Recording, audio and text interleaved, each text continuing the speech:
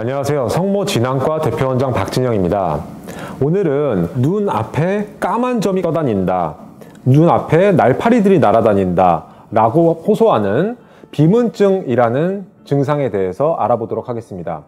비문증이라는 것은 한글말로 풀이하면 날파리증이라고 할 수가 있겠습니다. 외래를 보다 보면 종종 환자분들이 어느 날 갑자기 눈앞에 뭐가 떠다니는 게 보인다, 근데 그게 없어지질 않는다, 내가 눈을 올리면 따라다닌다, 그 크기나 개수도 각양각색이고, 어떤 분들은 날파리 같다, 어떤 분들은 나비, 잠자리 같다 말씀을 하시고요. 색깔도 까맣다, 회색이다 다양하게 말씀을 하시면서 병원에 내원을 합니다. 그러면 병원에서는 기본적으로 눈동자를 벌리는 산동검사를 통해서 망막 정밀검사를 시행하게 됩니다. 그 이유를 알기 위해서 일단 망막과 유리체의 해부학적 구조에 대해서 말씀드리겠습니다. 망막은 뇌와 연결된 시신경이 안구 내부에 얇은 벽지처럼 펼쳐진 신경섬유층이라고 보시면 되겠습니다. 유리체를 구성하고 있는 70%는 물이라서 거의 액체와 같은 성상을 지니지만 나머지 30%는 콜라겐 등의 결합 조직을 비롯해서 다양한 성분들로 이루어져 있기 때문에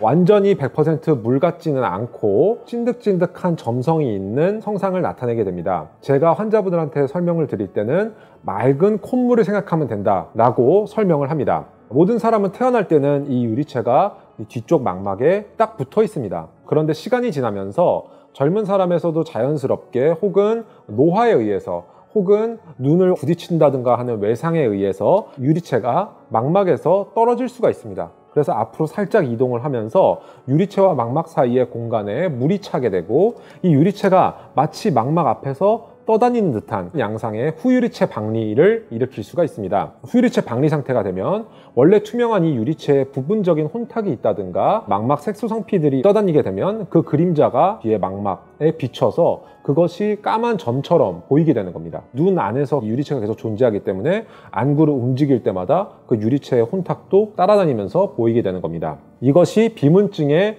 발생 원리이고, 그러면 왜 눈동자를 키우는 산동검사를 통해서 망막 정밀검사를 하느냐? 90%의 경우 비문증은 별다른 질환을 동반하지 않고 제가 앞서 말씀드린 것처럼 유리체의 단순 혼탁이 보이는 경우가 대부분입니다. 이러한 경우는 특별한 치료도 필요하지가 않고 합병증을 야기하지도 않고 질환이라고 부르기 어려운 상태입니다. 그래서 병명 자체도 무슨 병이 아니라 무슨 증상을 나타내는 증자를 붙여서 비문증이라고 부르는 것입니다.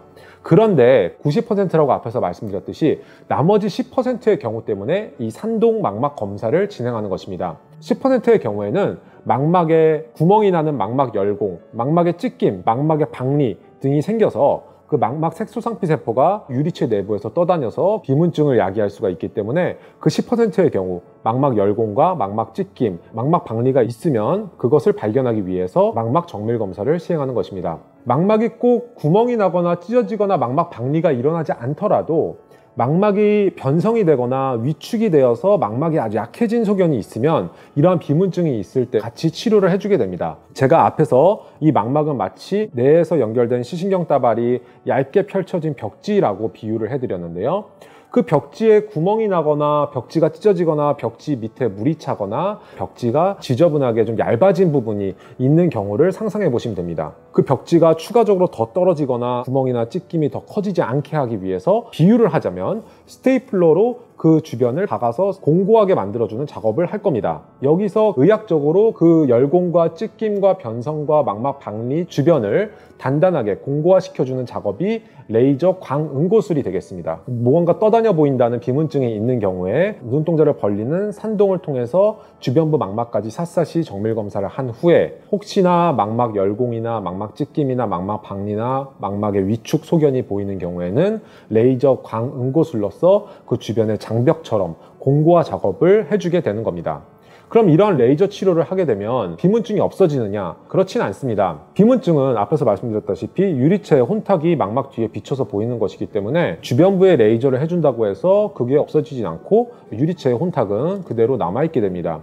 그렇지만 비문증은 발생 직후에는 개수나 크기가 많고 짙게 보이게 되지만 이 유리체는 초점이 망막에 정확하게 맺히는 게 아니라 망막 앞부분에 초점이 있기 때문에 시간이 지나면서 점점 적응이 되고 다른 사물을 보는데 집중을 하게 되면 유리체가 비쳐 보이는 비문증은 상대적으로 그 증상이 덜 하게 됩니다. 그래서 환자분들께는 비문증은 큰 이상이 없다면 적응을 하고 지내야 되는 증상이다 라고 설명을 합니다.